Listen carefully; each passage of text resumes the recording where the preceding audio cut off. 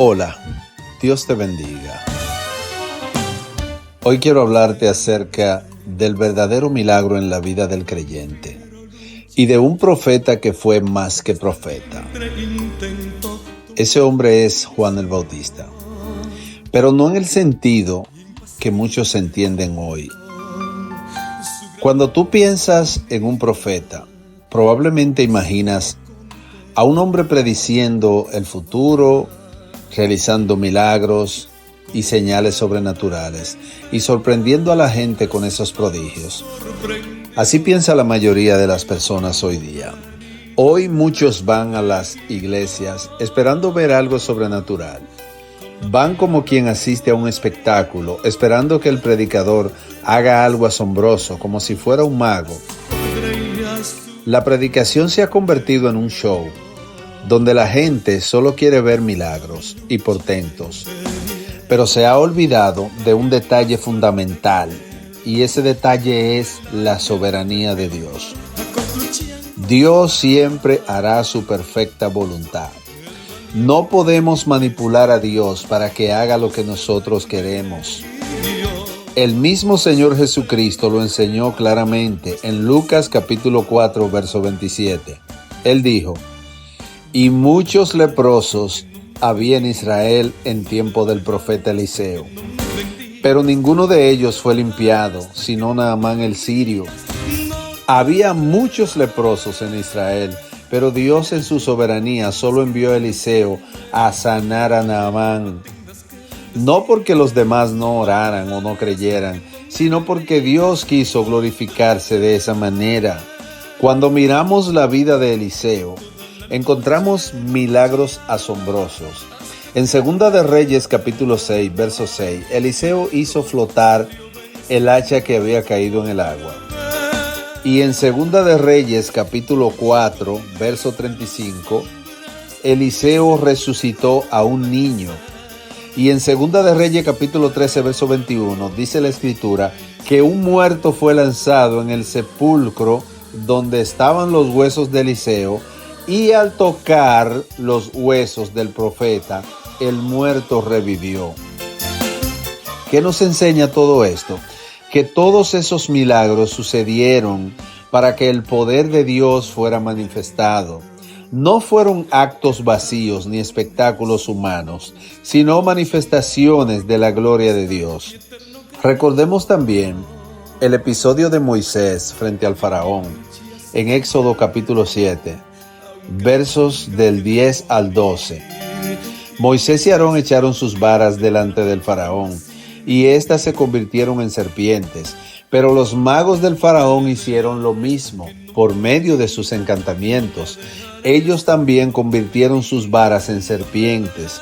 Sin embargo, la vara de Aarón devoró las varas de los magos, mostrando que el poder de Dios es superior a cualquier poder terrenal.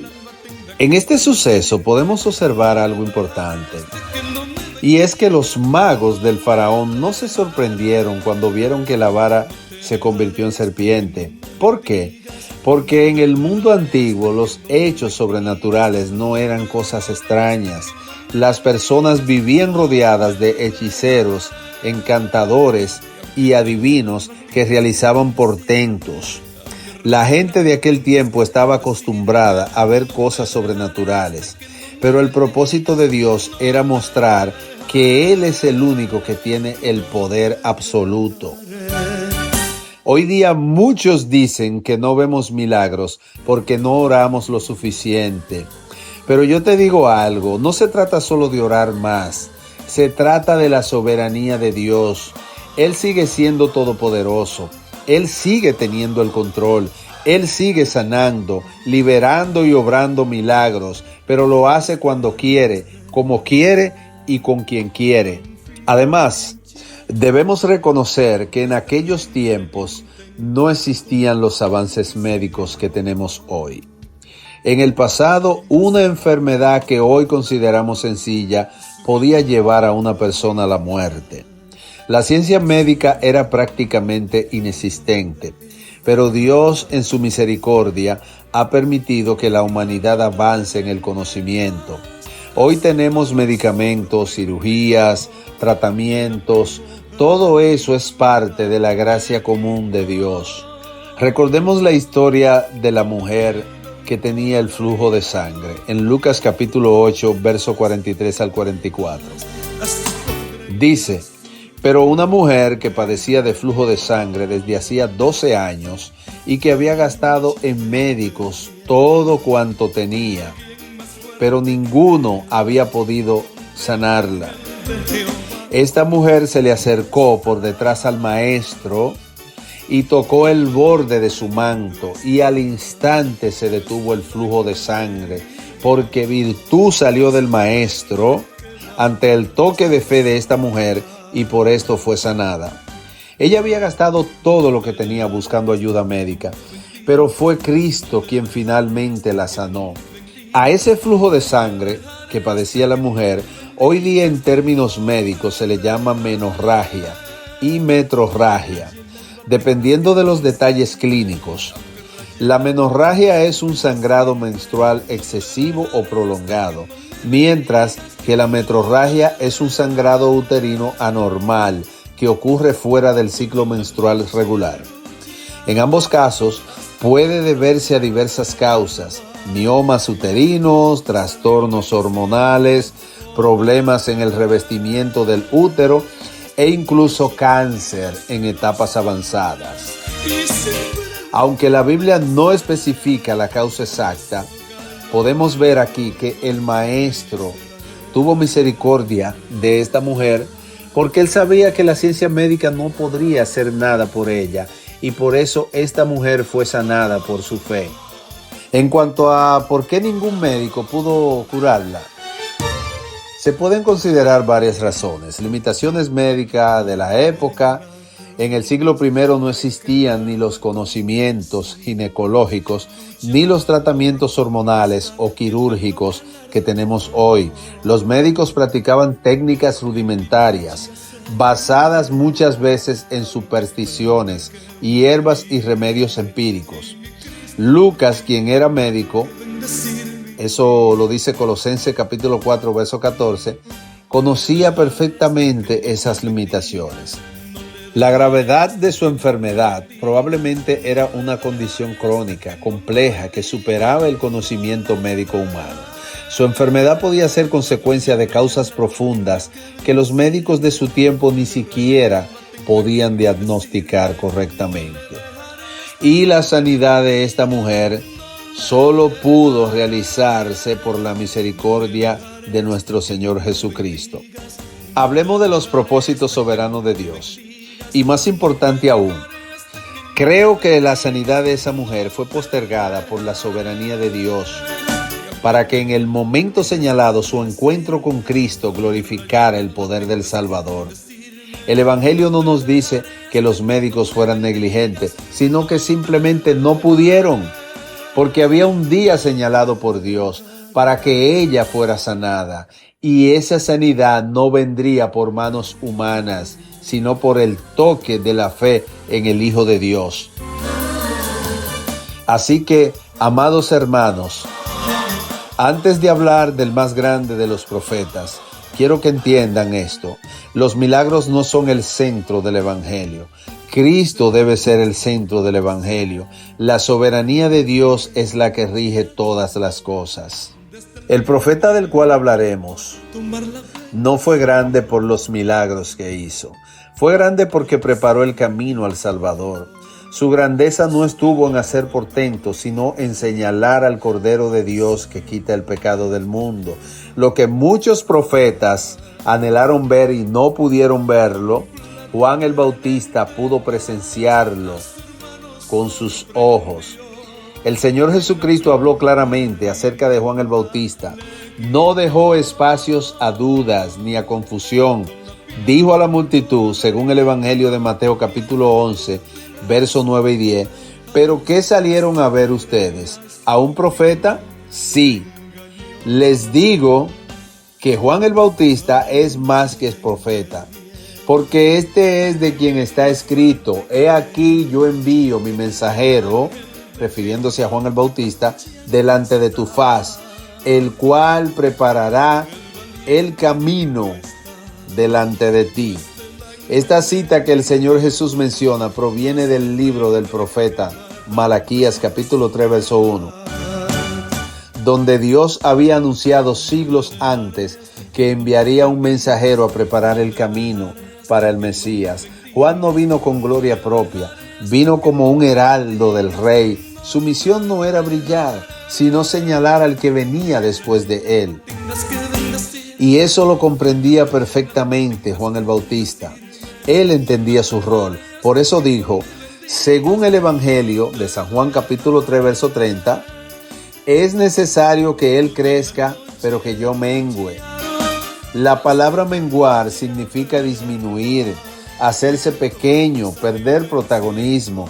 Esto es contrario al espíritu de muchos predicadores de hoy que buscan ser vistos, que desean que su nombre sea exaltado por encima del mensaje que predican.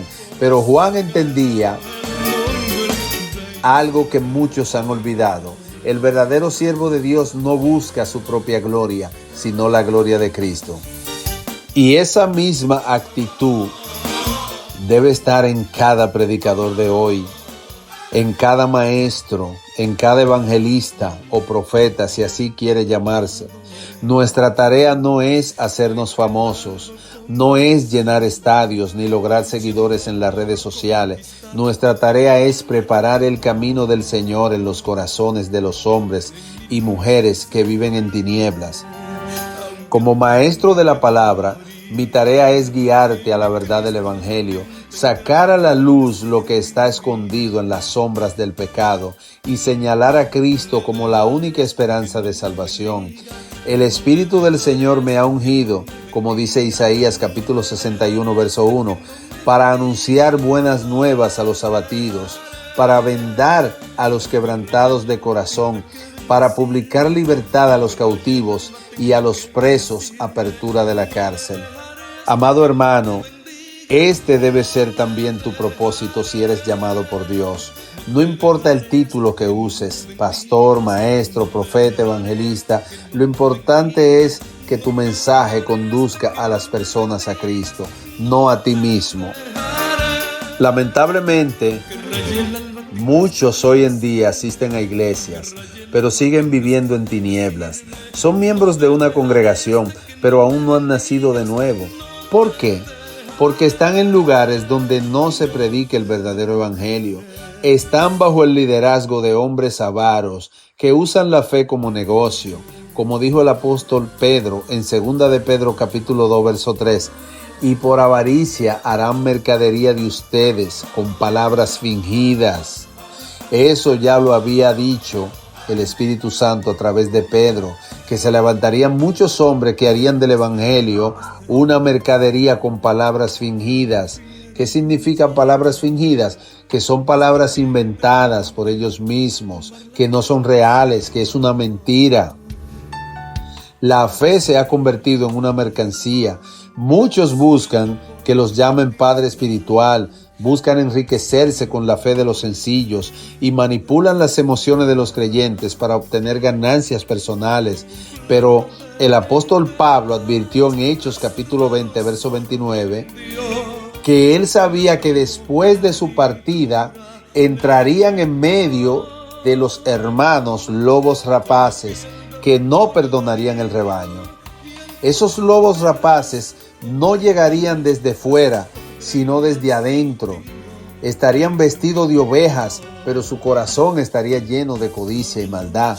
Por esta razón, este mensaje debe ser predicado, porque muchos han cambiado el evangelio por un espectáculo, porque muchos buscan el milagro, pero no buscan la cruz. Muchos quieren que los muertos sean resucitados, que los enfermos sean sanados, que los ciegos vean, pero no quieren rendir su vida a la voluntad de Dios. ¿Acaso no quisiéramos nosotros ver milagros cada día? Claro que sí. ¿Quién no quisiera ver a un paralítico levantarse de su silla o a un ciego recobrar la vista? Pero debemos entender que no es nuestra voluntad la que determina cuándo ocurren esos milagros, sino la perfecta voluntad de Dios. Aún el apóstol Pablo, hombre lleno del Espíritu Santo, quiso ir a predicar a ciertos lugares, pero el Espíritu no se lo permitió. Así lo dice Hechos capítulo 16, verso 7. Y cuando llegaron a Misia, intentaron ir a Bitinia, pero el Espíritu Santo no se lo permitió. Pablo quiso ir, pero Dios le dijo no, porque no siempre es lo que tú quieres, sino lo que Dios quiere. ¿Cuántos hoy no quieren ir a Estados Unidos? ¿Cuántos son todos los que quieren ir a Estados Unidos a predicar? ¿Acaso no hay predicadores en Estados Unidos? ¿No hay predicadores en Nueva York? ¿Por qué nadie quiere ir a predicar a Haití? ¿Por qué nadie quiere ir al Medio Oriente? ¿Por qué nadie quiere ir a Palestina a predicar? No quieren ir a esos lugares. Quieren ir a Estados Unidos porque lo único que buscan es brillar, y eso es algo lamentable. El mismo Señor Jesucristo, cuando oraba en el Getsemaní, dijo en Lucas capítulo 22, verso 42, Padre, si quiere, haz que pase de mí esta copa tan amarga, pero que no se haga mi voluntad sino la tuya. Si Jesús mismo se sometió a la voluntad del Padre, ¿cuánto más nosotros debemos hacerlo? Así como Juan el Bautista preparó el camino del Señor, nosotros debemos preparar el camino en los corazones de los hombres. Nuestra tarea no es adornar el mensaje, sino confrontar el pecado y anunciar la salvación. Es decirle al mundo que está perdido, que necesita arrepentirse, que sin Cristo no hay esperanza. Tenemos que seguir predicando el Evangelio, haya o no haya milagros. Porque el mayor milagro que puede ocurrir es la transformación de un corazón que vive en pecado. Puedes orar con todo tu corazón, puedes buscar al Señor con sinceridad, puedes pedirle que haga milagros en tu vida y Dios, conforme a su voluntad, responderá. Pero recuerda esto, no siempre el milagro será como tú lo quieres, pero siempre habrán milagros. Porque cuando un hombre endurecido por el pecado se arrepiente, eso es un milagro. Cuando una mujer atrapada en el odio perdona a su esposo, a su familia, a cualquier persona o a un amigo, eso es un milagro. Igualmente un hombre atrapado en el odio, lleno de rencor hacia su esposa, hacia sus hermanos en Cristo, hacia amigos. Cuando un joven esclavo de las drogas es libertado por el poder de Cristo, eso es un milagro.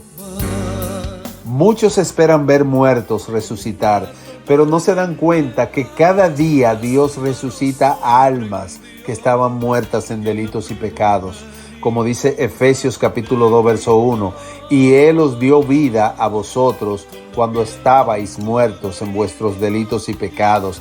Muchas personas que han creído al verdadero evangelio han sido resucitados del poder del pecado y del mundo de las tinieblas. Amados pastores, este es un llamado a que vuelvan al mensaje de la cruz. No podemos seguir entreteniendo a la gente con mensajes vacíos. No podemos seguir predicando para agradar al oído humano. Jesús dijo en Juan capítulo 12, verso 32, y yo, si fuere levantado de la tierra, a todos atraeré a mí mismo. Nuestra tarea es levantar a Cristo, no levantar nuestro nombre. Nuestra tarea es señalar la cruz, no nuestra imagen. El mundo necesita escuchar que está en pecado, que está condenado sin Cristo y que solo a través de su sangre hay perdón y salvación. Este debe ser nuestro mensaje. Arrepentíos porque el reino de los cielos se ha acercado. Jesucristo es el Cordero de Dios que quita el pecado del mundo. No hay otro nombre dado a los hombres en el cual puedan ser salvos. Deja de buscar fama, deja de buscar ser aplaudido por el mundo. Sé como Juan el Bautista. Prepara el camino, señala a Cristo y cuando hayas cumplido tu misión, mengua, desaparece, deja que solo Cristo sea visto. Dios te bendiga.